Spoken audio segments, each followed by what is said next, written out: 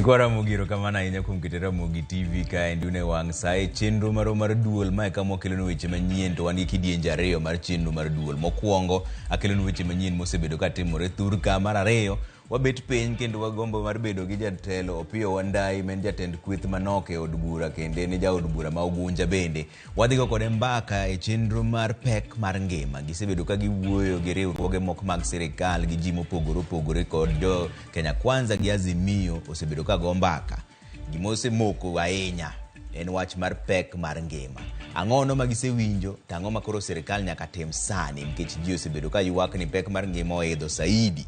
Mane mbaka mobro goyo go Opiyo Wandayi e kidieny mar ariyo mar Duol. Dwaer winjo pachi imbe kin gi penjo moro amora midwa penjo Opiyo Wandayi tinyalo oro irwa ka endi 2-3-6 mane kaka inyalo yudo wanyiso ka mine ni Ramogi TV gi penjo ma in godo. Anto nyinga kaka pile mane Nyasaye omiya en Trevor Ombija. Jandeng'o panga jo Nyakach deno Ombija taya nyakwar guok kocha pesa. Magi weche manyien ma wan go.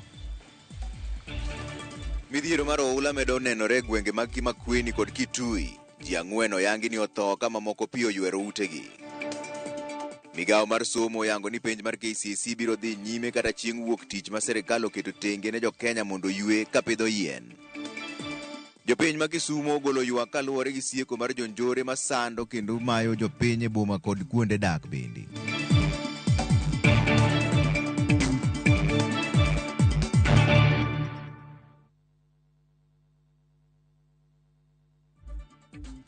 Orwako kendo jaloko marwa en Belinda Adhiambo. Chaka ni weche mag penj ni chenro mag penj jo klas 12 donjo odiechieng' mar 2 e kar gwenge ma pacho kae ndie.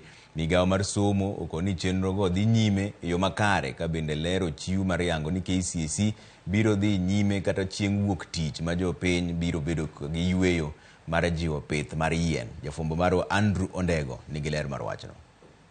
Penjno mar KCSE ne odonjo odiechienge mar 2. Abisas mag sirikal ne otelo ne yepo mar kontena mag penje gwenge ma opogore. Jagoro mongirore migao mar somo Belio Kipsang ne ochopo Kibra, Nairobi, rango kaka penjni ne ochakore. Kako machielo jatend migao mar riwruoge Saga Simon Chelugui ne olimo Kapsoya e kaunti ma Uasin Gishu, kama uchiwe siem ne achudhe manigi paro mar kwalo penj. Vizuri sana tuanze kulea watoto wetu na tuwafunze tabia nzuri kwamba mtu ambaye anafanya kazi kwa bidii huyo ndio atatunukiwa, atapata riziki yake kupitia jasho, kupitia kufanya kazi kwa haki. Hiyo ndio maana sisi zote tumeamka leo asubuhi, kwa sababu tunataka kuwaeleza watoto wetu kwamba you cannot succeed if you go through shortcuts and also cheating and stealing.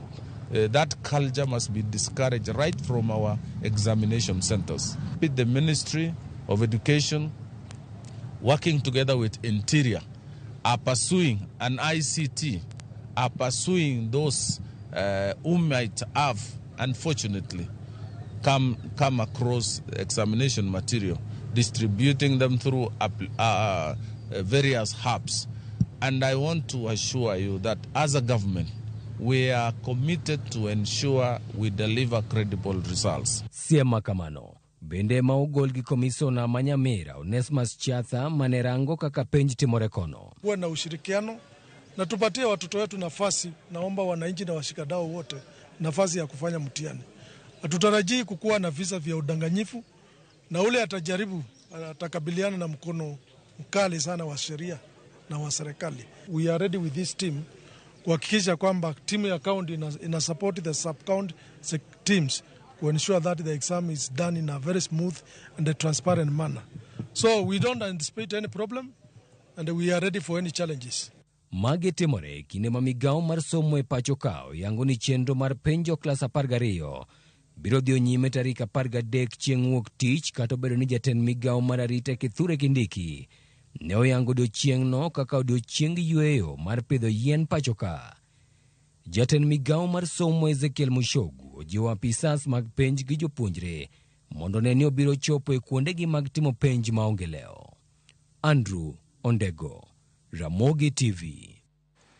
Duol mochung' ne choko usuru KRA oramo ni chik manyien mar juogo mwandu ma nengogi ohewo siling 75,000 ne jowuoth ma donje pacho kaendi ok en chik manyien, nimar ne opuodhe higa mar 2004. KRA wacho ni chik makamano ne opuodhi kod pinje duto mag Afrika ma ugwe ma ok piny Kenya kende. Ma biro bang' jopiny kod jowuoth seyo KRA kuom sando jowuoth e paw ndeke ma JKIA ewi usuru no endo. Chris Owino nigi ler mar wachni. E paw ndeke maduong' ma JKIA e buore Nairobi, waromo kod jawuoth moro mawuok e pinje jowagunda kaluwo chenro mag goyo kogno mwandu mage. Let us close for privacy. Mae en chik ma pile ka pile e paw ndeke kinde moro amora ma ng'ato olor kowuok e pinje ma oko. Kata kamano, jali nenore ng'at man kod ywaro kod apisas mag duol mochung' ne choko osuru KRA ewi mwandu mage. Or you declare the values and then I'll compute the taxes for you. Not a problem. Okay. Bang' chopo machiegni, wayudo ni lak nyang' mar chik manyien mar KRA ewi juogo osuru mwandu mabiro pacho kae ma nengogi ohewo gana 75 ema omako jalno. Mabiro kaluwore gi simbe ong'we yamo 5 kido mag iPhone mane jalni oting'o. Mae en achiel kuom buche mosebedo kagoyo duol mar KRA kuom thung'o jowuoth kod welo mabiro pacho kae gi osuru manyien e paw ndeke ma JKIA. Jopiny osebedo karodho duol mar KRA e yore mag tudruok manyasani ewi okang' makamano magiwacho ni dhi mayo piny Kenya welo mathoth. Kata kamano, duol mar KRA wacho ni chik mar juogo mwandu ma jowuoth obiro go pacho kae ma nengogi ohewo gana 75 ok en chik manyien. So the law has been there, ECMA has been there since 2004. That value has been there. Actually, previously, the value was $300. It went up to $500. And one of the things we are saying is we appreciate that the value is quite low now, so it cuts off a lot of purchases. Kaluwore kodgi, chik makamae ne opuodh kod pinje duto mag Afrika ma ugwe e higa mar 2004. I think I need to clarify, it is being enforced in other countries. Yes, it is being enforced in other countries. I think for Kenya, probably we're a bit more diligent. And you see, for us, we are, as I said before, it's not just about revenue. It's not just about revenue. It's more of, actually, the bigger element is the protection of the borders and our society. We need to make sure Kenyans are protected, you know. Ponono ni chik ni osebedo chakre higa mar 2004 en ang'o momiyo koro eka KRA kete e tim. Duol mar KRA wacho ne gikawo okang' mar kaso chik makamano kaluwore gi kwan mathoth mag mwandu ma nengogi korgi lach manyocha osebedo kachopo pacho kae dweche buora mokalo. So it's not a new law. It's been there. We've actually been implementing it all along. But what has happened is in the last one quarter, so July to September and basically even October, we've noticed an influx of high-value items coming in. So passengers coming in with 5 iPhones, 10 iPhones, 15, you know. Duol mar KRA bende oyango moko kuom mwandu mag machienglo mag weche hera magisemako kowuok kuom jowuoth e paw ndeke ma JKIA. Duol mochung' ne choko osuru KRA wacho ni chik mar juogo mwandu ma jawuoth moro amora obiro go pacho kae ma nengone ohewo shillings 75,000 en chik mane oketo e tim e higa mar 2004 kod pinje duto mag Afrika ma ugwe. Chris Owino, Ramogi TV, JKIA, Nairobi. Jatend migawo mar arita kwe Profesa Kithure Kindiki kanyakla kod ogai mar obila Japheth Koome oluongo jodito moko 19 ma ichechgo ni nyayo kendo siro njore mag kuo jamni e gwenge mag Rift Valley. Kindiki olero magi bang' romo kod jodongo kod jogweng' Malamu kaka yor manyo yore mag kwe makende e kind dhoudigo. Walter Nyambaga nigi ler mar wachni. Kalore kod chal mar arita kwe gwenge Malamu, Mandera, Samburu Baringo kod West Pokot, jatend migawo mar arita kwe Profesa Kithure Kindiki ochopo timo romo kod jodongo kod loch nanga mayudore e gwenge mag mar oktak kaka yor manyo kwe e kind dhoudi. And we have forged a very cordial and good working relationship between security agencies, community leaders and elders. The government believes that the contribution of elders community leaders and other stakeholders in this region is critical to securing Lamu, even as we move towards the festive season and beyond.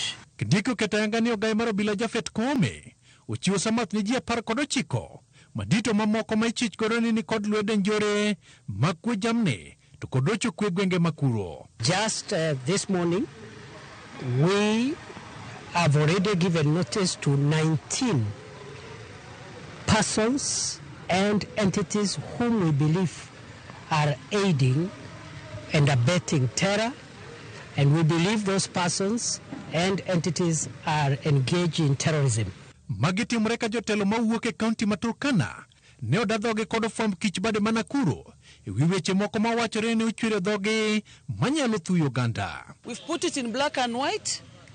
We've let the government know some of these issues that are causing animosity in these areas. And as he has put it correctly, it is no longer cattle rustling as usual. It is now including land. There is this pressure of new counties. Some legislatures are pressuring government to bring new counties. And we were wondering, if you need a new county, then which land do you want to? I don't know. Jotelo go kata kamano wuok tung musu kod sirikal kod tensenet mayande otimo limbe gwenge mag Baringo kod counties molwore. Judito go oko ni nitiere jotelo moko matemo laro kiewo mag counties e kendo kelo tulo kod achiedh nade. A Senate committee cannot go to a village and tell the villagers, this is your boundary. Those are lawmakers. There's no day they can go in a village and announce that this is the boundary for this tribe and this tribe, or this community and this community. So let's stop misleading Kenyans, talking about the Senate, talking about God. Let's respect God. God has never come down here to do the issue of boundaries. God is in heaven. Walter Nyambaga, Ramogi TV. Jodak e kaunti ma Kisumu koro yuago medruok mar rochruok mar arita kwe e kaunti no kaluwore kod monj masani jonjore monjo godo oganda e kuonde dak makono. E kar dak ma Tom Mboya e boma ma Kisumu, jodak pod wuoro maundu masani dhi nyime e alwora no ka gilero ni sani luoro nitiere seche mag otieno. Gikwayo obila mondo mi osingnegi arita e kinde mobila mondo wacho ni apedha osechakore mar yango kweth jonjore ma iwacho ni donje sekta mar apiko kendo mayo jopiny bende. Nyosetieko mana ndalo auchiel jogo nogo jawda mobaro wiye ma en ng'ama helpless ma gimo nyalo timo onge. En odiochieng' pile pile. Mama moro Kisian but Kemrika nyocha. Mama ni otong' onego godiochieng' en mama madayo. Mama ni onego odiochieng' sa beach. Nyaka kawuono onge ng'ama osemaki. Oko en gima ber ka sa achiel ok nyal yudi oko, ni ko yudi oko tin mana ng'ama itong'o go panga kati goyi gi kidi. Ok en gima ber. Wakwayo mana kwe kende. Kamwauwe kani is the hotspot. Ma en ndara ma link town gi joma dhi Obunga. Gikalo kanyo tiwinjo mana ni uwi kudhi go ng'iyo to jo pikipiki adek oting'ore en mana ng'wech mok inyal kata na yudogi. Ok wawinjo kwa mor kendo ok ber kabisa wan kaka jobodaboda maka nikech nying jobodaboda kethore. Eno ni basis mag pikipiki gi. Emoko nego bed ni kachacha ineni base mar pikipiki. Yudo ka ng'ato en ojitenga ochung' kachacha nien mane kare mar pikipiki en ok odwar riwre gi jowadgi yani. Koro aneno ga ni kaka jobodaboda timo ga ni my base to nyaka ng'eni ng'ani en ng'ama chunga kae to ochunga kae to tigo ga tich. Piny owacho geto pidho yien maromo milion 100 chieng' wuok tich tarik 13 odiechieng' yueyo ma oket tenge ne pidho yien. Maendi oyangi kod jatend migawo mar alwora kod bunge Soipan Tuya. Tuya okoni ka opogore gi nyasi ma ibiro bagi kod jatend piny e kaunti ma Makueni, jotend migepe duto biro limo counties mar jiwo pith mar yien. Judith Omondi nigi ler mar wachni. Kaluwore gi oboke manyogo chapa odiechieng' manyoro kod migawo mar arita, migawo mar alwora kod bunge odiechieng' ma kawuono bende oketo ayanga ni giikore ne holiday ma wuok tich kendo gigeto pidho kothe yien milion 100 tarik 13. Jatend migawo mar alwora kod bunge Soipan Tuya manetwa kod jofwambo e apise ma Nairobi okwayo jo Kenya mondo chiwre kendo pidh yien maonge luoro. We have set a target of growing 100 million seedlings on the 13th only, on the day of Monday 13th. Simply put, if each Kenyan took advantage of this opportunity, even if we began on Friday, because then the day set aside is Monday. So if each Kenyan took upon themselves between Friday and Monday, even to do 2 seedlings, only 2 at the bare minimum, we will be able to reach 100 million seedlings. Kaluwore gi Soipan, kothe duto ma piny owacho ni godo nyaka sani gin milion 150, mak mana ni okoni ok ginyal chwalo kothe gi ne jo Kenya duto. Ng'ato ka ng'ato winjo ka uting' mar nyiewo kodhi, kata bed ni okoni nitiere riwruoge ma opogore opogore ma bende gigeno ni biro chiwo sir mar kothe. So we will be depending on individual Kenyans to take personal initiative. We cannot supply seedlings to everybody. We will be depending on our partners to help us buy the seedlings. We have a lot of women and youth groups that have worked tirelessly since the beginning of our campaign to grow seedlings beside what the ministry has put in place. Tarik 13 kopogore gi nyasi mar pidho yiende ma ibiro bako jatend piny Kenya e kaunti ma Makueni, jotend migepe opogne gi kauntis ariyo ma gibiro telie neno ni tudruok makare obedo yare gwenge ma otelie gi ruodhi nyaka e kuonde ma governors oteloe. We had on Friday cabinet approve and direct that each cabinet secretary will be taking at least 2 counties where they will take leadership, not just for the 13th, but going forward in terms of providing the coordinatory leadership in partnership with the county governors. Migauno bende ochugo lony manyasani e yor mbui, Jazamiti app, kama jo Kenya biro chwalo e lipode mar kwani yiende magipidho, mae mabiro rango kaka jo piny Kenya go kang e pidho yien. Kenya geto pidho yien bilion 15 e thuolo mar higni 10, higani gigeto loro kod yiende milion 5, ka higa manyien e kinde koth to gigeto pidho yiende bilion 1. Judith Omondi, Ramogi TV. Ji 4 owito ngimagi e kaunti ma Makueni kod Kitui kaluwore gi koth mapek manyochwe odhiambo manyoro manokelo midhiero mar oula mapek kanyaka sechegi koro dong' maonge kuonde jot bang' oula no ywero udigi. Riwruok mar Red Cross onyiso luoro ni tuoche malandore e yor pi nyalo muoch e thoth kuonde ma jopiny sani koro jotie. Lydia Okieo nigi wach mane oler. Ma en boma ma Elwak e kaunti ma Mandera. Bang' koth mapek nyogoyo gwengego kendo weyo bomano kaleo ewi pi. Elwak tiende en yaw mar Nyasaye. Osebedo kar dak mar ji mohewo 60,000 duto masani koro onge kuonde jot bang' koth mapek chwe e gwengego. Kuonde mamoko mabendo oyudo midhiero makamagin kaka gwenge Madif kod Buna e kaunti ma Wajir kod kar dak mar jogo moringo wuok e miechgi Madadab masani bende koro pi opong'o, kama koro kelo pek ne jogo madiher chopo kuonde jot mar chiwo kony ka thoth jogo machiwo kony onyiso luoro pono ni kodhno biro medore. Our main concern at the moment is not just the immediate impact of the floods in terms of displacement, but the secondary effects, including disease outbreak. We are concerned, as my colleagues have said, about the risk of waterborne diseases. Nyakesechegi, tuo mar malaria osemuoche gwenge ma Marsabit ka piny owacho osechako keto chenro mag temo chiwo kony ne oganda go. The government of Kenya has already begun supporting, and by yesterday, from the reports that we compiled together with Red Cross, we realized that we had like 9,000 affected people, but you can hear today we're talking about 50,000 people. Yore mag wuodhe apaya mawuok Wajir kadhi Mandera bende osebedo gi ng'ikruok bang' olalo makutulo nyoywer gi oula mapek. Apaya maya Kamurguyo kadhi Samo mantiere Kapsabet e kaunti Nandi bende no oketh gi koth mapek no, gino manokelo ng'ikruok e chenro mag penj mag KCSE. Aora Matana bende no opong' mamuomo kendo weyo familia 200 maonge kuonde jot.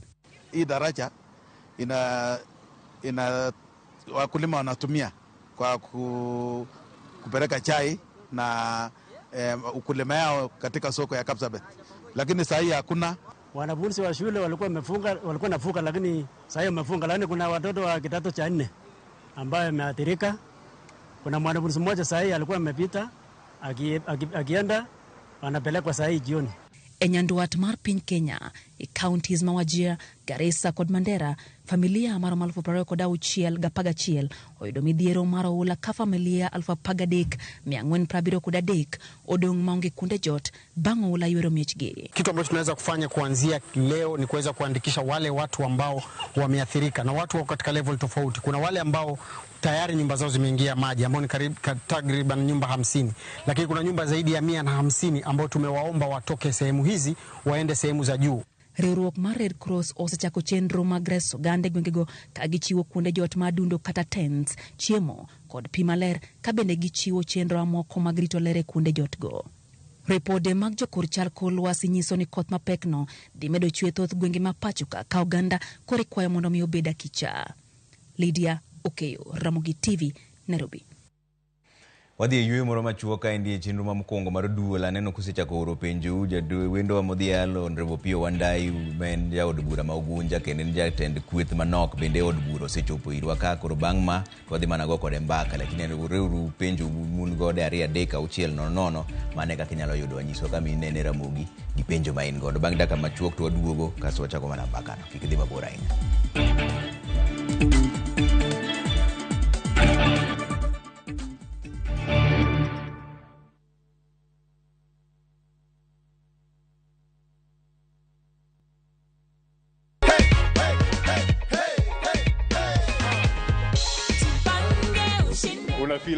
Na feel vizuri sana. Una feel vizuri? Na feel vizuri, nashukuru Mungu sana.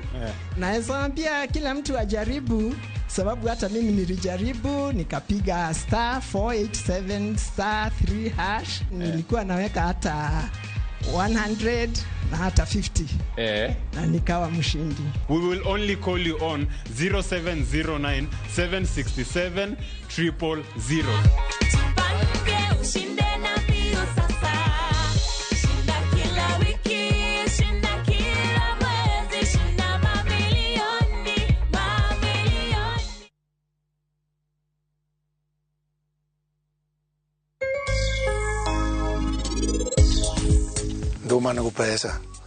Nduma nigi pesa ma ng'ama ong'eyo to nyalo pidhe. Iniseyudo otiko mana awacho ni cha. Ing'e ni aneno list no sani. Ichal mana kaka Nyasacha, ichal Nyasacha.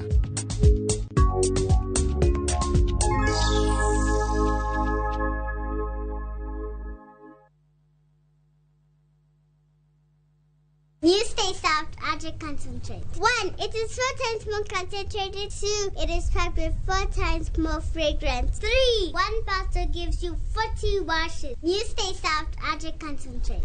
Also available in convenient sachets.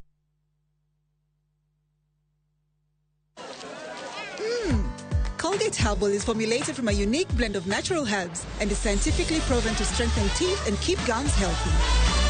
Try Colgate Herbal, scientifically proven for strong teeth and healthy gums.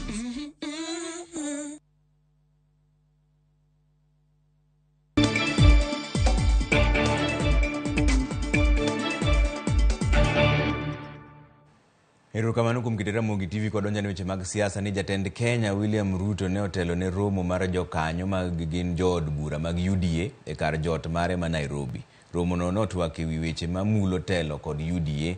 Ruto nopuoyo jood bura kod senators kuom puodho paro mag chike makonyo tayo sirikal. Bende nojiwogi mondo gisir lwedo paro mamoko mag chik ma ibiro pedhe nyimgi. Maendi otimore ka Ruto ikore ne chiwo twak ne jood bura no tich ang'wen.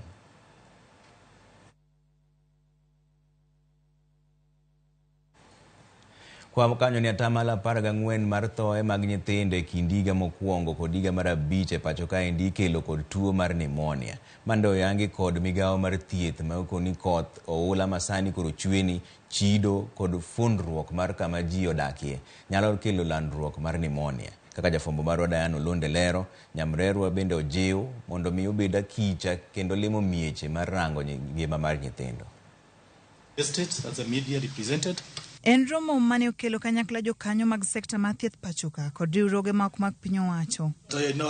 Lipot mawuok en ni tuo mar pneumonia otele tuoche duto manego nyithindo manie higni 0 nyaka 5, ok e pachoka kende to e piny mangima.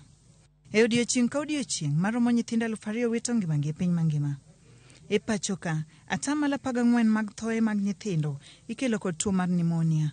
Direkta maduong' mar weche thieth e migao mar thieth Dr. Patrick Amuth mane olosi romono koni jonyuol kod jorit osembeko kanda e ringo kod nyithindo man gi ranyisi mag pneumonia e kuonde thieth. 42% kende ma itere kuonde thieth ka 58 to dong' ka yware gi tuoche pacho.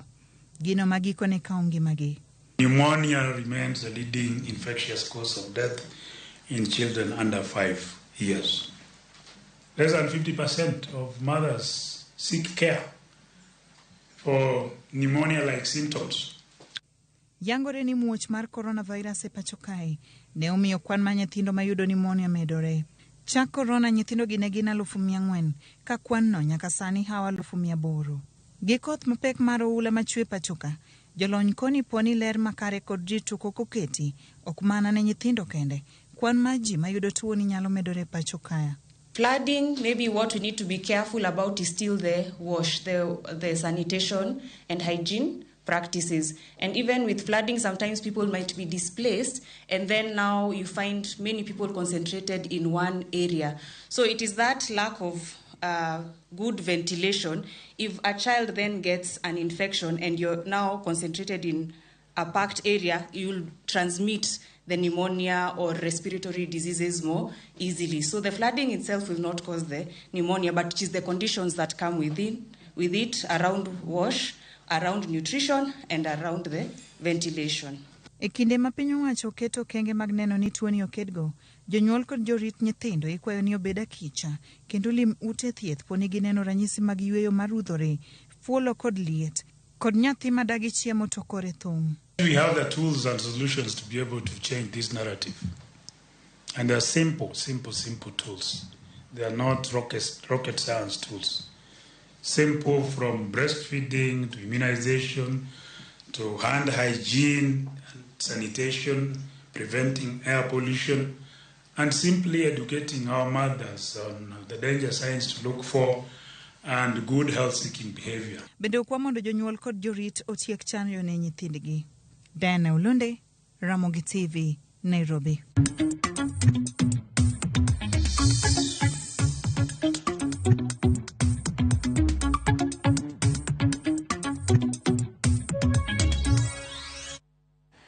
Migao marango weche mag Afrika ma ugwe oyango ni gichano yao chiro mibiro tigodo kod oganda mawuok e pinje mantiere bwo riwruok mar EAC. Chiro no midendo ni Jumuiya Cross Border Market ibiro gere boma ma Busia kendo igeno ni obiro chwalo ohala ma chik opuodho e kind jo ohala ma pachoka kaachiel kod jo ohala mawuok e pinje magin jokanyo mag riwruok mar EAC. Jagoro mongirore migao mar tudruok e pinje mag Afrika ma ugwe Abdi Dubat olero ni chiro no ibiro gere eka 40 mar lo ma oseket tenge ka budget mar chiro en siling ma ok tin ne bilion 1.5. We are in the process of mobilizing funds for the Jumuiya cross-border market. This is a market concept that we've been looking at as a ministry, and we've gotten a lot of help from development partners, specifically the Trademark Africa. We started this process in 2019. Busia was identified as the first market location. We are looking at other cross-border, we are looking at other one-stop border posts as well. So in Busia, we've already done the public participation. We've had conversations with all levels of stakeholders, including the government and the people.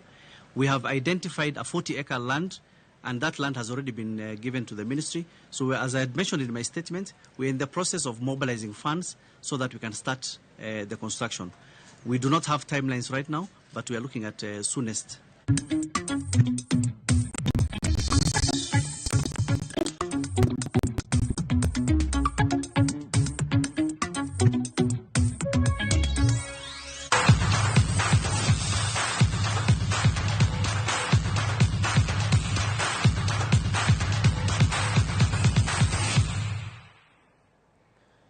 Club mar Gor Mahia biro yango mitoka manyien chieng' ngeso e alap makasarani ka jakom mar Kogalo Ambrose Rachier bende nochiwo chenro mar club no ni godo motelo ne nyasi no. Kaka James Opondolero, Rachier ni kod geno ni kaka PC magisetimo manyalore mar keto Gor Mahia e rang'iny mamalo.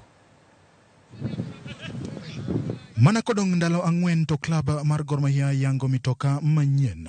Jakom mar Gor Mahia Ambrose Rachier nochiwo chenro kaka ibiro tim chieng' ngeso e alap makasarani. Kanuwoyo e magawa moro bure Nairobi, Rachier nolero ni mitokano nigi kombe 42 kendo onyiewe gi riwruok mar Eliud Owalo. KDN 068N, that is the bus that you will be seeing around. It will drive on Saturday morning from where it has been manufactured in Manzoni, and it will be carrying the officials and players into the venue. Klab mar Gor Mahia nose e kinde mokalo bang' achiel kuom jotukgi machon uso mitoka mane klab notiyogo.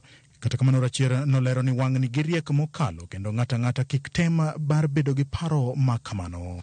We have ensured that this one, you will not be able to reach it. Don't waste your time. I will not tell you how we have gone about it. But as a lawyer, I have, and my deputy is also a lawyer, we have taken very serious. Don't try. You will get into big trouble when you try to get it. Johera mag Kogalo osebedo gi pek mar yudo otiko kokalo lony manyasani ka kinde ginyiewo otiko e rangach mag pewe ka koro klabno osebedo gi winjruok gi kambi mar Homeboys mabiro tayo nyiepo mag otiko. We want to ensure that tickets are bought ahead of time, and it's very organized at the entry, and that way even the club can track the number of players coming through the gates when they buy tickets, and that way can also be able to give our sponsors mileage and give special offers on tickets moving forward. Bang' chenro mar yango mitoka rumo, tugo mar lig kind klab mar Gor Mahia gi Murang'a Seal biro chakore saa 10. Kanuwoyo gi Ramogi TV, kapten mar Kogalo Philemon Otieno nyiso johera mag klab no ni gin gi geno ni gibiro kawo kombe no kendo. Manyalo wacho ni wachako lig maber to waneno ko wadhi maber, to gima ng'eyo ni lig en marathon, pod en chon, lakini wan kaka Kogalo wan gi adieri gi yie ni wadhi kawo lig ni. Jo-Kogalo tafadhali joluo manena kamora mora ma untiere, wan pod wan gi geno gi Gor Mahia. Sani eko duogo nyako masilele. E weche mag yiero mag FKF, Rachier nolero ni kaka jokanyo ging'eyo ni yiero biro timore higa manyien. Rachier bende nowuok tung' mosuo gi moko kuom jogo ma owacho ni nothicho oko klab mar Gor Mahia tuke mag Champions League, kolero ni jogo ne nigi paro mar rwako klab machielo mopogore gi Gor Mahia. To call us one day or 2 days before the draw to tell us, oh, you must pay somebody called Nyangayai, you must pay him some 3 million, it was coming to about 3 million shillings. And we were given 5 hours. We paid. When we produced the receipt, they already announced that you are out of cuff. That is what they wanted. Johera mag Kogalo okwa mondo chop kar rombgi e chenro mar yango mitoka manyien e chenrono mabiro chakore saa 2 okinyi. James Opondo, Ramogi TV, Nairobi.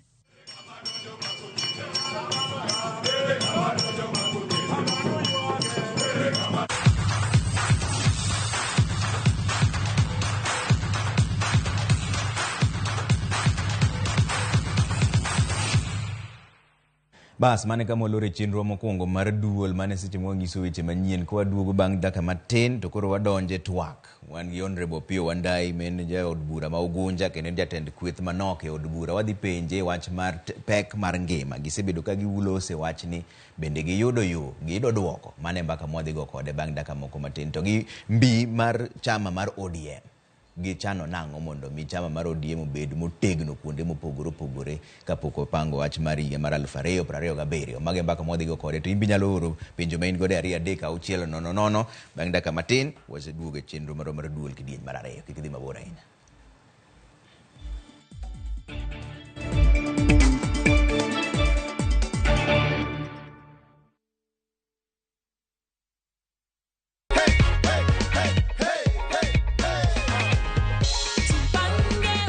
This week's winner is Godfrey Muikali. Hello? Hello. Godfrey, habari? Nzuri sana. Mimi naitwa Mokaya Junior.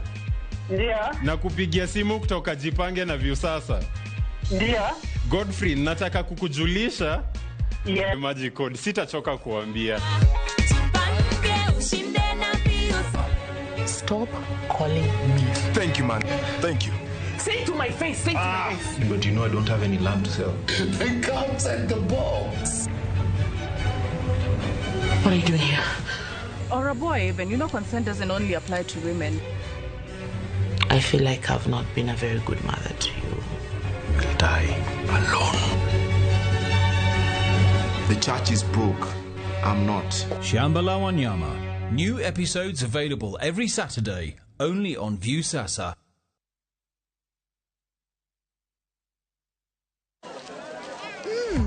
Colgate Herbal is formulated from a unique blend of natural herbs and is scientifically proven to strengthen teeth and keep gums healthy. Try Colgate Herbal, scientifically proven for strong teeth and healthy gums.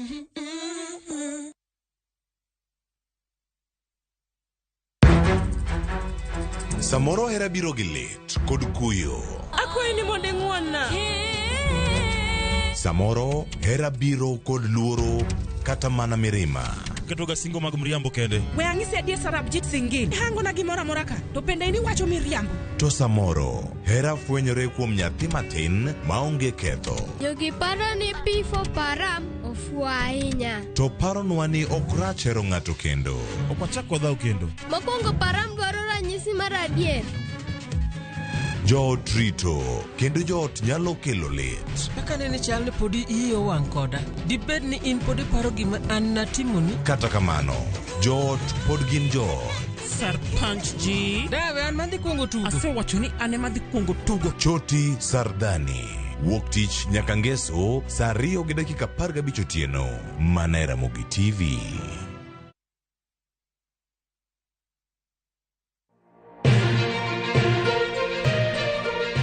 Weche manyien mamulo dhod chunyi maiye gin mago machiegni kodi. Weche thieth, anyuola, ohala to kata rita. Ka otuch to wan kode. Kotimore skunde e gweng'u ne wedeni kata osiepe magi duto wan go. Wan kae mar neno ni ng'eyo gima biro kendo bedo gi ikruok motegno. Onego ing'e gima timore e seche motimore mapiyo piyo. To mae e kama iyude wechego.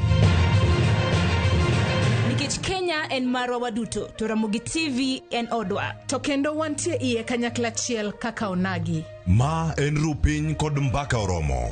E Ramogi TV. Sud machiegni mondo wago mbaka.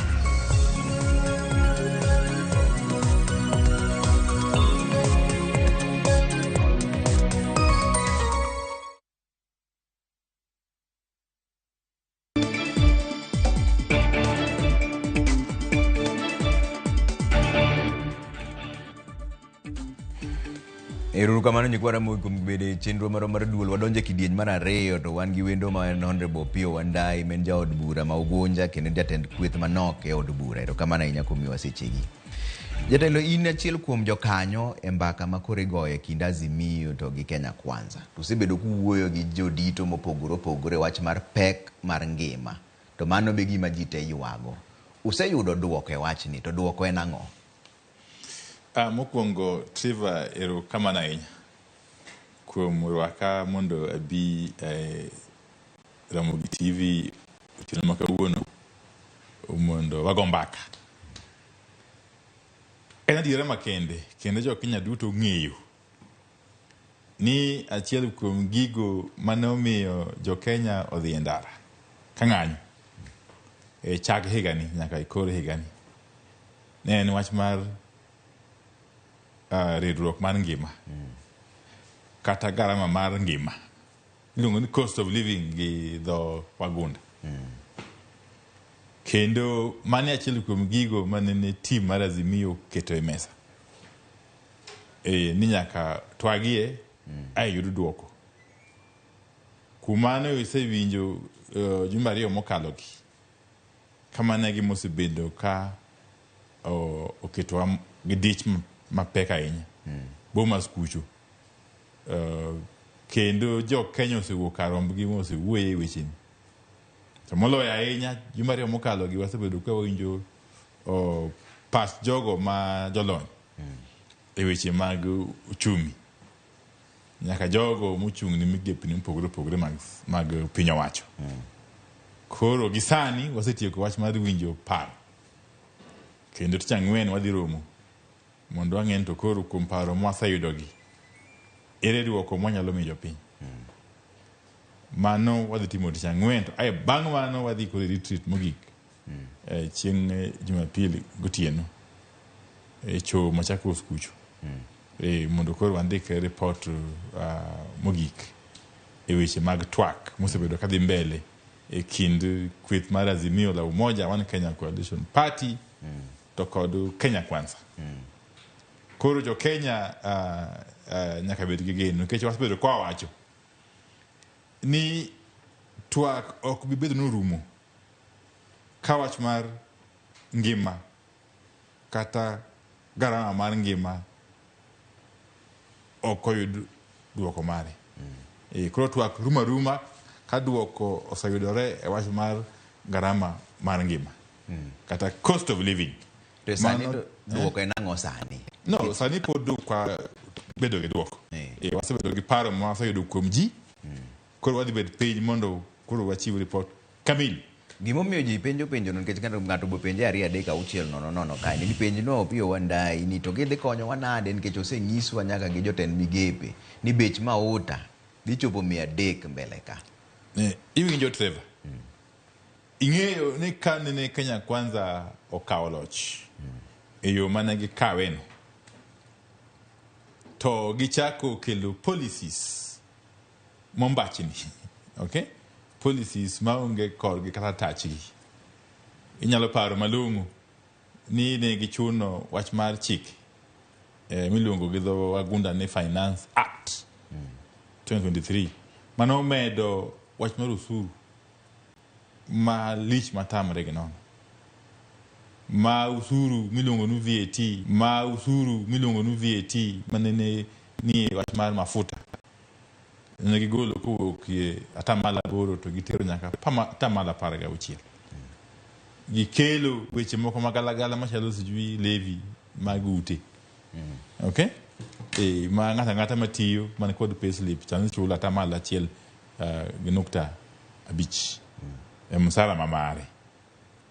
To kipenjo gi malong'o nto usuru ma uketo e wiji mar udini to dhi konyo japiny ng'ang'o to ng'ami duoko onge. Chaki neno ka gimedo fees nyaka ma university. Masama wueni university kata mago mag piny owacho.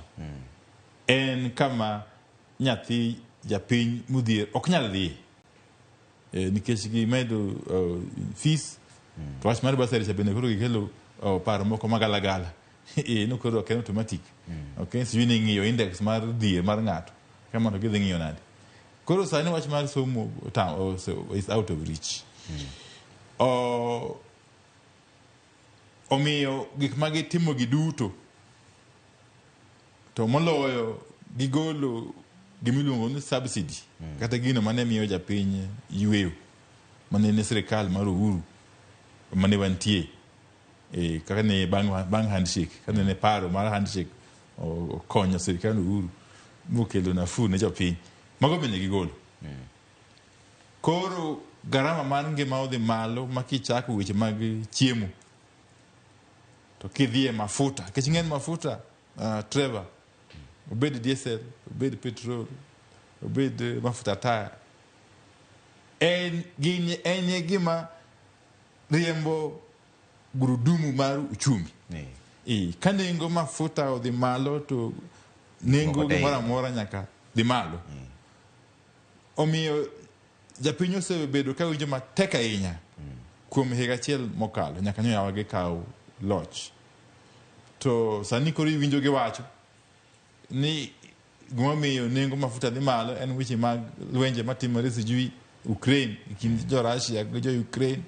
Sani koro tawa gibukore en lweny matimore cha Gaza Strip kind jo Israel jo Yahudi to kod jo Palestina iluongo Hamas. Mano en miriambo. To nikech sama wueni ineno ka nengo mar mafuta kata pinje ma libamba waka East Africa kaendi ni piny moloyo nengo mar mafuta e Kenya waka. Pinje machalo kata Uganda kata mana Burundi kata Rwanda gin pinje ma iwacho ni landlocked. Gin pinje mafuta magitiyogo wuok mana kalo mana Kenya waka. To chiedhnade ni nengo mafuta ni piny Uganda kata Tanzania kata Rwanda kata Burundi kata mana Congo moloyo nengo mafuta mani piny moloka to moshime wacho maber to gigi kendi chano maber gima timore sani kapok ipenjo wan kaka Azimio wawacho ni nyaka sirikal mar Kenya Kwanza yie mondo duok garama mar ngima piny e yo mane mokwongo nyaka giyie wito oko osuru mang'eny mayande giketo e Finance Act 23 okay nyaka giyie sana wach mar housing levy sana wach mar VAT mcha gimedo mafuta okay nyaka giyie mondo giduok mfumo kata mfumo machon mar somo sana mbalariany mondo jopiny obed gi nafas matero nyithindgi e mbalariany kata bed ni giongo nyalo kaka ne time kinde mokalo cha okay nyaka giyie mondo giduok gima yande mi jopiny fungruok iluongo ni subsidy okay basic commodities obed chiemo kata obed mafuta nikech japiny ok nyal japiny minyalo sani ni kod chandruok ma kinyi gotieno kata jogo matiyo iyudo ka ji ni kod gimiluongo ni depression okay kata stress ji mang'eny osenyaka wito ngimagi moko osekawo ngimagi oko nikech ok ginyal to koro gima duong' ahinya en ni jo Kenya ni kod chandruok maduong' mar koso tich nikech ing'eyo ka iketo osuru malo kaka giketeni to nengo mafuta oidho kaka oidhoni to onge ng'ato majaket mwandu manyalo oko kata mana from within market mwandu ne economy machalo kamano koro ineno ka koro kuonde madino yawre mondo nyithindo ma wa school kata colleges yud tije koro onge instead ng'eny joma yande oseketo mwandu gi ka koro loro to gidhi e pinje majirani nyaka nyojo kaw loch tije mang'eny mayande ni kawo osewuok Tanzania nikech Tanzania kucho koro yot timo ohala moloyo Kenya kaendi kata mana jogo matimo limbe koro gisewe Kenya koro gidhi Tanzania ma en gima ok nyal dhi kamaendi moko ket lokruok ma Kenya bed stable kaka wang'eyi to mheshimiwa mano kore kuku mar wach wacho ni nitiere gik moko manyaka giyie mondo mi otimre to koro kata wach ni kang usewinjuru pod nyaka duog mane od bura ka ema ne gikale paro mar medo ne teko ma de ngima ka uto ni benun manatie ok ni nuonge ang'o madhi lokore sani dong pod ka ujako duoke od bura to pod gibro mana tamore Trevor ing'eyo kata ma twak madhi mbele sani ne yawa gi okoyie kendo ne gisiwo giwacho apani winjo ni onge chieng' mane gibedie mesa gi Jakom Raila Amolo Odinga giwache din nuoya okay to donge sani gine mesa ipana ng'amo miyo en kech teko mar jopiny emomiyo gimoro amora mwabiro winjore e Bomas e kindwa kod jo Kenya Kwanza ibro kale kaka en no titere bunge to bunge nyaka kale kaka en no to koro ke en dialogue to mano gadieri mano wan gadieri to ting'eyo very well Trevor no kwa koso yore moko mpogre gi yo maluwo sani ni wan chakwa bire mesa nikech wan gi luoro moro amora nicho bire mesa mana mondo kwe bedie to mondo Kenya bed kod stability to mondo wayud solutions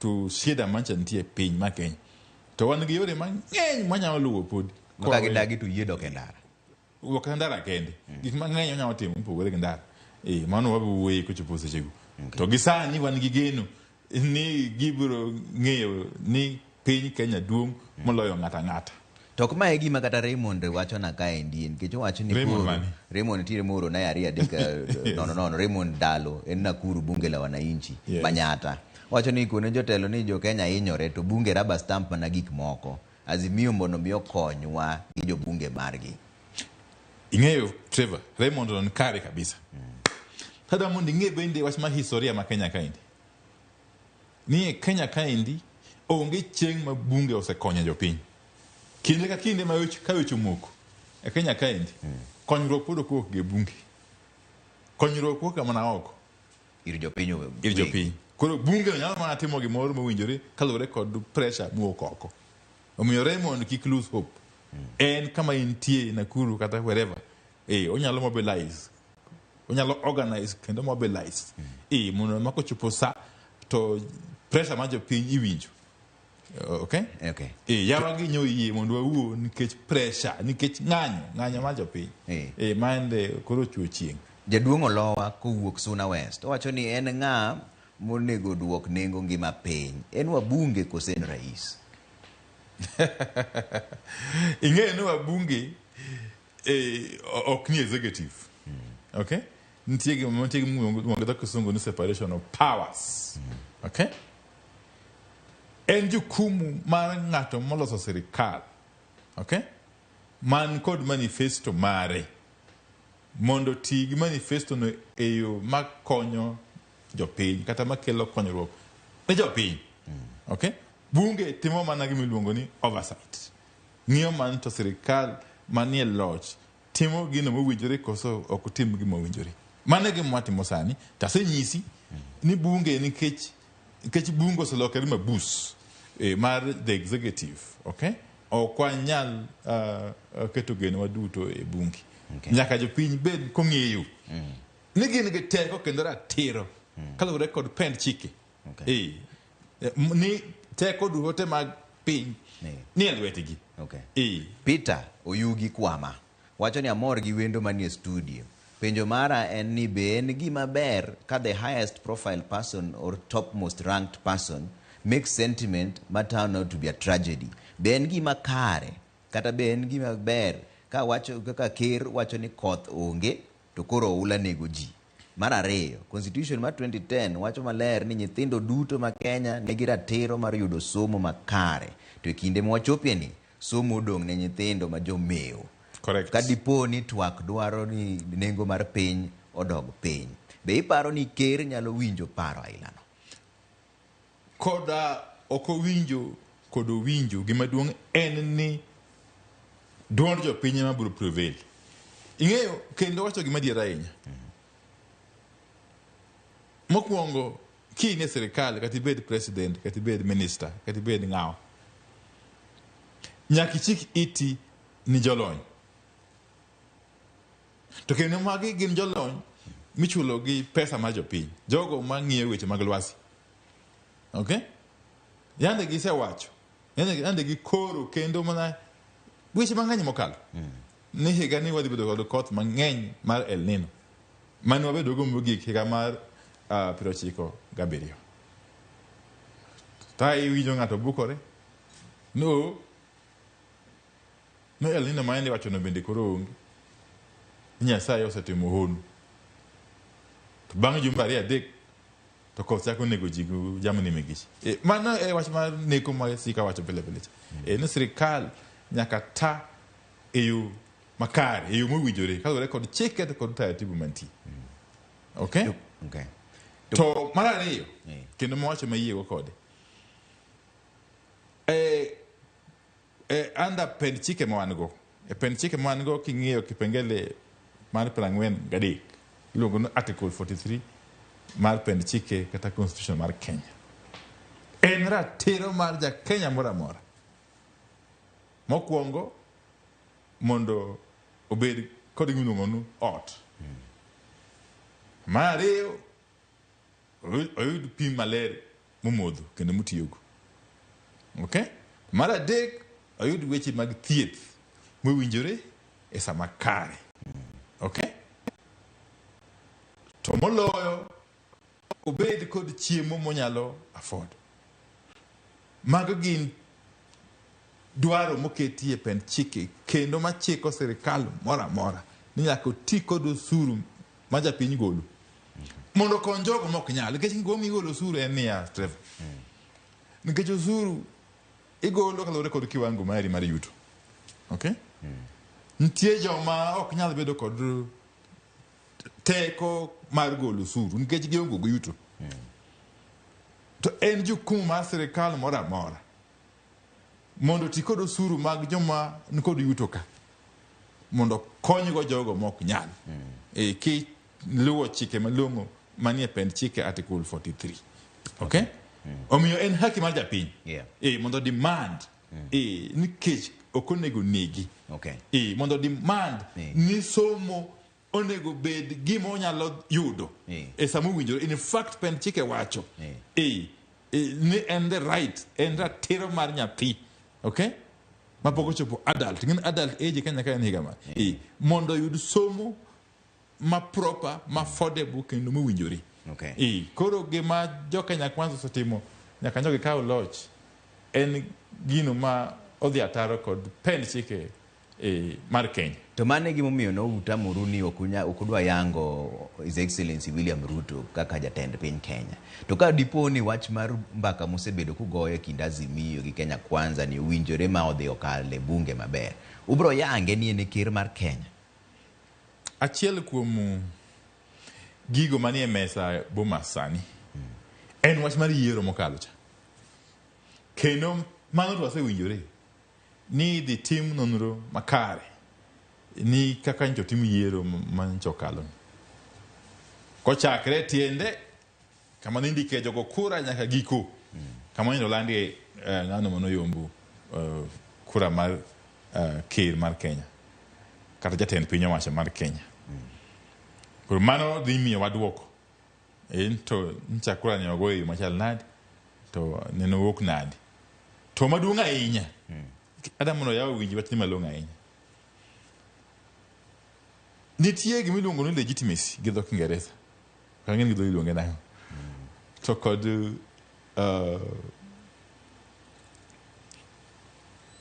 legality.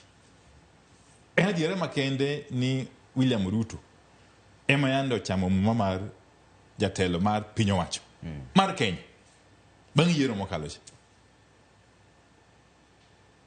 Ka odoko nok ne wayie wachno kech wadhi e court to court ng'ado bura ka ne ng'ado no to bang' mano bende wacho no sawa court oseng'ade kaka ng'ade no to okwanyal pingo nikech waonge avenue to okwayiego.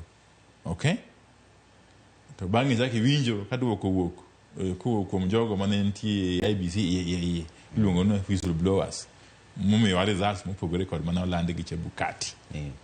Okay, to adiera makende en Ruto ema nochamo muma kendo emobede State House sani kendo en emochoko osuru mar japiny. Koro en ratiro marwa mondo wahakikisha ni osuru mochoko no otiyogo ne jopiny e yo mowinjore. Mano gima wacho. Sawa. Achiel kuom gimoro ma jibe chak wuok e mbaka modhi goni en wach mar leader of opposition kata jatelo makwedo sirikal. Sani ine jatend kweth manok e od bura. Maendi en kama ine midhi donje koso ng'ama dhi donje nikech ine jatend kweth manok e sirikal sani ka koro los wach mar leader of opposition ofisi ni dong koro ine midonje. Mokwongo Trevor, wach mar loso kombe kata offices ok ne en wach mar jo Azimio, mano ne en dwaro mar jo Kenya Kwanza. Gini mane gikelo wach ne mesa ni gidwaro mondo wachuo office mar jatend kweth mapingo kendo wachuo kom mar kata office mar jago matayo weche mag sirikal miluongo gi dho wagunda ni prime minister. Yane giluonge ni prime cabinet secretary, sani konyo gi loke ni prime minister. To wan gi pogruok e parono kendo pod ok wabedo gwinjruok malong'o. Ok uyie gi wach. Nikech gin gidwaro mondo ochugo afisego e katiba to gibed afise mano oko mar bunge. Oko mar bunge.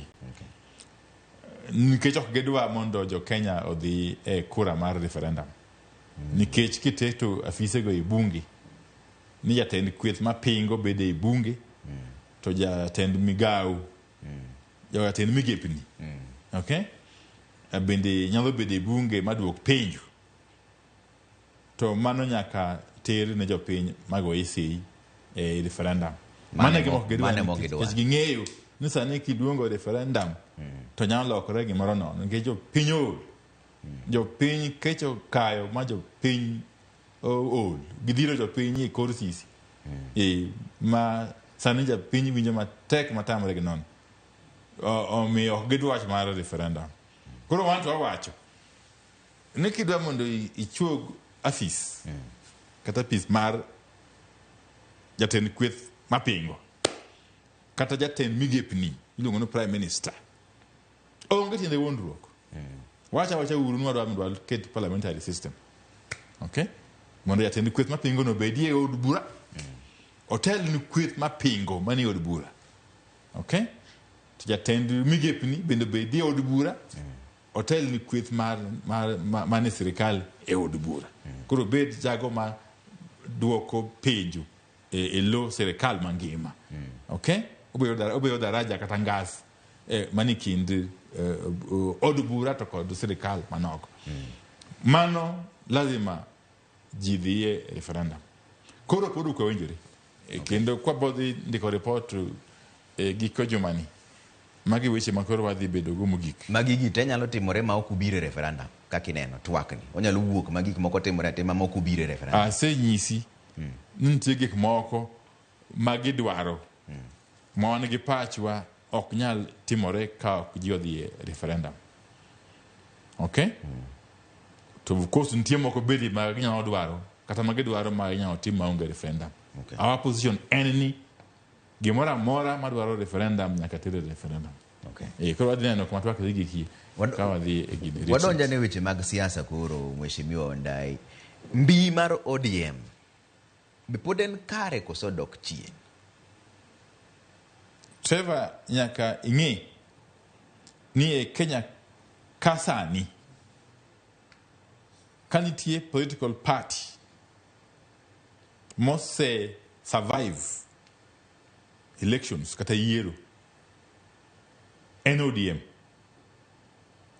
nikech parties mang'eny iloso kata ichuogo to dhi e yiero achiel to bang' yiero to podho kata tho ging'eny examples go ng'eny inyalo chako inyalo wacho NAK inyalo dhi e PNU machielo manecha ging'eny kabisa kata mana Jubilee okay kata mana KANU bang' wuok mar Moi ing'eyo kaka koro osetimore to ODM nolosi higa mar 2005 to dhi e yiero higa mar 2007 ochako dhi e yiero higa mar 2013 higa mar 2017 higa mar 2022 okay tok ji wacho ni mano nikech Ker Raila Amolo Odinga ma koko chung higa mar 2027 to chamo rum mani ng'en en hypothesis gi dho Kisungu mokwongo ng'ama osewacho ni jakom Raila ok dhi chung en mano gima ok wang'eyo kama wantie ni ng'ama ong'eyo ng'ama dhi chung nyocha nutemo sidho Kalonzo Musyoka to chako duogo loko mbaka ma hapana mano miriambo ng'ama nosidho Kalonzo Musyoka onge ni jakom olera ahinya kinyne maber ahinya kinyne macha ne nambaka to kendo no poya Kalonzo kaka jago musechung kodwa motegno kinde giduto wach mar ng'ama dhi chung yiero mabiro pod ok wawuoye nikech sani pok ochopo koro gima temo wacho ni ya ODM en party mose withstand the test of time en party mosechung mosebedo mongirore kinde giduto te kendo onge party mosebedo gi chia kaka ODM kata Kenya kaindi moro miluongo ni sijui UDA nyore kanyo dhi yiero achiel okay onge ng'ama ong'eyo koro dhi bedo yiero mabiro kapod entie to ODM dhi bedo I can tell you kendo Kenya sayo miwange mawachopo kindego to biluonga ka to confirm ni ODM pod nitie momi wapenjo mbii mare mheshimiwa ODM en movement ineno ng'ato kaka jalup jatend party men deputy party leader manyocho Joho giri nwaneno nyoro ka jumbe ariyo mokalo kurumo gi Ker men William Ruto Mombasa ka giwacho ni gidwaro dongruok kendo gidwa ni giwuo kaka jo nam chumbi jowa moko bwaseneno kwa wuok e ODM ka dhi State House ni gidhi manyo dongruok kendo gichalo joma da wuok podi neno mana ni party ni gibi Trevor onge gima wendo kanyo kinde ka kinde ma jiwa e yiero weche aina go timore nikech ji mang'eny manyo kaka digi survive to na koni ni ODM okane na party okaloka ODM en movement en hemko okay to hemko ji donjo to jomoko bende wuok gima duong' en ni ji ma wuok kik bed mang'eny moloyo madonjo. Mane movement, political movement all over the world. Girwako ji manyien to jomoko bende wuok. Koro kik ng'ato ng'i ji ariyo adek abich ang'wen ma wuok ni mano koro en ranyisi ni ODM koro rum. ODM ok nyal rum kendo juma mwadhieni koro wanyisi kochakre weekend mwadhieni wadhi launch recruitment drive mapek mar ODM nationwide kendo wanachake kod Siaya. Wadhi launch ODM recruitment drive mapek e Game sub county wadhi nyaka Ugenya sub county to wuok tich tarik 13 mano ko Jumamuos mwadhi time launch mo proper Siaya. To wuok tich tarik 13 watero launch mapek Homa Bay county. Wadhi kuonde mang'eny mpogore kuonde mawacho go kech ODM en nomako Kenya mangima. Kenya mangima yande an Mombasa juma mokalo ni chieng' Jumamuos nchwa romo kod dhano makwar kwa dhi festival ma Joluo Mombasa to bang'e wacho kwa romo bende gi kweth mania county assembly ma Taita Taveta. Dhano wera ODM.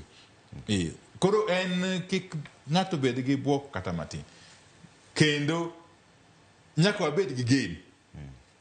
Ne wan kaka jo ODM wadhi bedo kod mbi nyaka rucha. Kik ng'ato bed gi paro moro ni ODM nyalo bedo ni koro teko ni dhi rum. Ok nyal timore kata matin. To joma nigi ng'ur matin e ODM ka udwa timo negi nang'o? Nikech yiero mokalo nitie joma pod ne nigi ng'ur. Jomoko wacho ni Lutiko moko nuchiwo Nyalodia, jomoko bende wacho ni noko timo negi maber. Udwa timo nang'o mondo mi mar ODM obed gi kwe? Movement maduong' machalo kaka ODM ni ok nyal koso mako bedo gi ng'ur ei. To gima duong' ahinya en ka ng'ur nitie to wadili kod ng'ur go e yo mani. Okay? O dala kata ot ma ji ng'eny nyaka bedie msuku. Okay? Kata tungni. To mano konyiso ni koro nitie chandruok maduong' ok nyal losi. Kendo ng'eni yiero bende en gima ilaro. Sasa ma ji odhi yiero kata ma nomination mar party mar ODM nikech en party ma ji ohero. Kendo ji mang'eny ong'eyo ni sayudo tiko mar ODM to chiegni ni sedonje e od bura. Okay? Kuonde mang'eny Kenya kaendi. Kichako mana kata gin piny Nam Chumbi manyo nitie piny Toko Dera Nairobi ka. Ing'e very well Trevor. Nairobi kaendi nitie constituencies ma kigiro ticket mar ODM to in sedonje e od bura. To kiweyo kata kichadhi turwa kucho Nyanza piny Kadu nyaka piny Kisiche. Koro kochopo sama nomination kata sa yiero mar party en larruok mapek kech kila ng'ato dwaro kata gombo mondo otiko mar ODM en mondo ayudi. Omiyo kinde ka kinde jogo moko sebedo gi hawi mar yudo ticket mar ODM to ywak kata ng'ur to wasiko waketo kendo gi kanyakla kendo watemo ho chunygi ni mano ke giko mar ngima. Inyalo koso tiko kawuono mar ODM to kiny kendo chake yude. Fred Osuru mani Dandora wacho ni Ramogi TV Trevor Mus na mheshimiwa apuoye kuom tich ma otiye od bura. Penjo ne niya okang' mane ma gisekawo ne jo od bura ma ndhoge? Ing'eno weche mag andhoge go wasewuoye mang'eny kendo yande chama osekawo wach mar disciplinary action. Kata tuwa mar kum. Ing'enu e bwo pend chike mar Kenya kaendi ok nyal chiwo kinyi tiko ni ng'ani in sitimo kosa wagoyi kalamu makwar kata wariembi hapana nyaka walu process. Koro ging'ere giwegi yande chama osindiko negi kendo ng'eny gi bende oseluongi e mbele kikao mar kum mar chama. Angalia ni mbele kaendi duoko dhiwuok makare. Ifak nyo kikao no osegolo duoko. Mohukumu gi nogo fine. Mohukumu gi no riembe chama. Okay? To bende ng'eny go seringo sedhi e doho. Koro doho be nyaka titiji. Wan joma tiyo e bwo chike kendo gima doho wacho ok wanyal kalo. En haki mar kila ng'ato mondo dhi e doho. Elda Mugambwa wacho ni ok awinjo ka mheshimiwa duoko na penjo no maler. Bende ODM pod nigi mbi koso dok chien? Mbi mar chama en japiny. mori bwana mapinjo Elder Mugambo. Okay? Mbi mar chama okay en sijui headquarter Nairobi ka. Kata bunge. Mbi mar chama ni grassroots. Kenda wacho malongo nuko chakre gi ko jomani. Wadhi chako chenro malongo mar mass recruitment mar jochama. Okay. Mar ODM. Okay. Ada mondo ela no donji wacho ni mutegno. Kama maintie. Okay. Mondo beri kod ji mang'eny chama mar ODM. Okay. Trevor Pinjna jatelo ni sava ma yaono.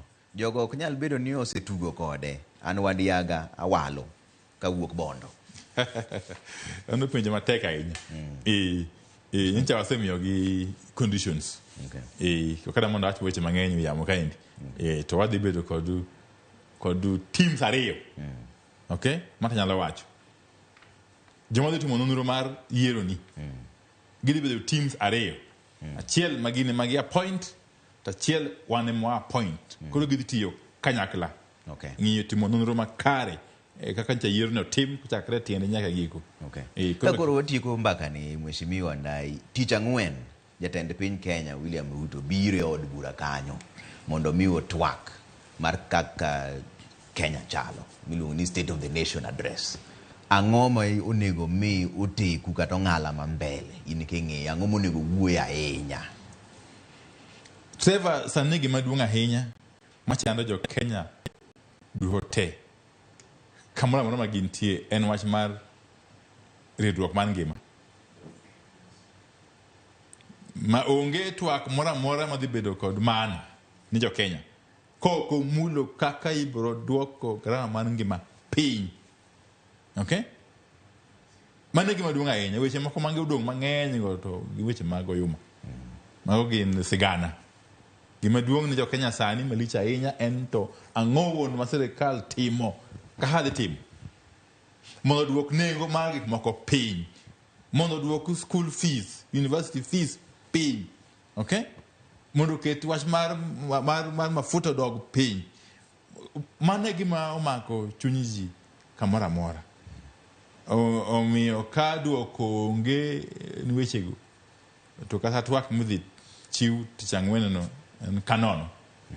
Wabiro winjo to an gadiera ni kaka sirikal ne dhini akapar ndegi bel duoko mora mora malongo manyalo reso jopiny kuma wacho piny to kendo bende jopiny be cross neno gi wang'gi.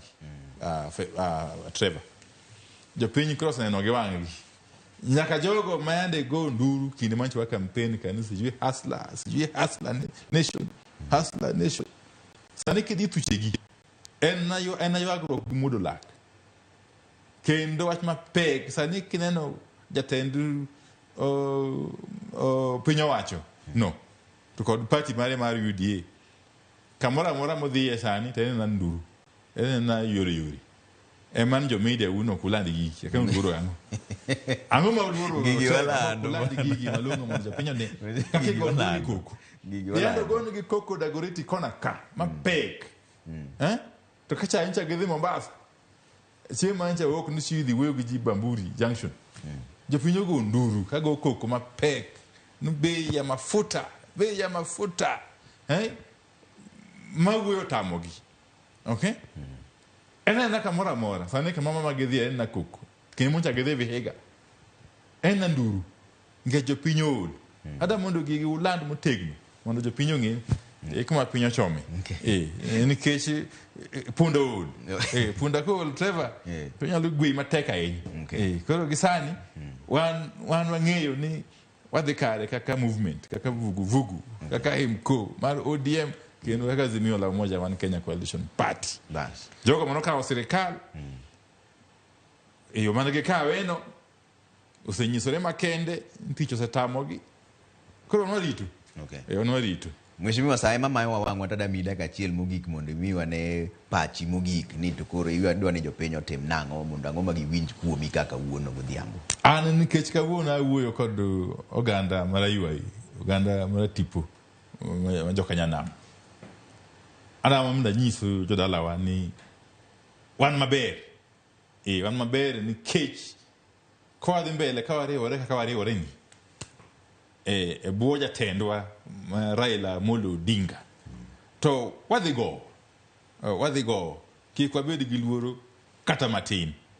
to counties wa makaluo kucho ma bende tere pesa ma en Siaya to en Kisumu to en Homa Bay to en Migori adwaro mondo tich otire maber mondo mwandu madhi Thurwa tuchewago otigo e yo mowinjore mondo kony jo Thurwa to wabunge wa bende mani bunge mamalo ka ma Nairobi mondo be oti matek mondo hakikisha ne ratiro ma jo Thurwa ochopo kare kik wapar ni wan jogo ma bire Kenya kaka kawelo wan jo Kenya kamili kendo wan gira tero kaka jo Kenya mamoko wan kare ahinya mana ka wabedo moriwore kaka wariwore ni ka waluwo jatendwa achiel wan joluo mosekonyowa higni gite en ni wawuotho kanyakla kendo waluwo ng'ato achiel ok odwar mondo wakik it jopiny gi sani.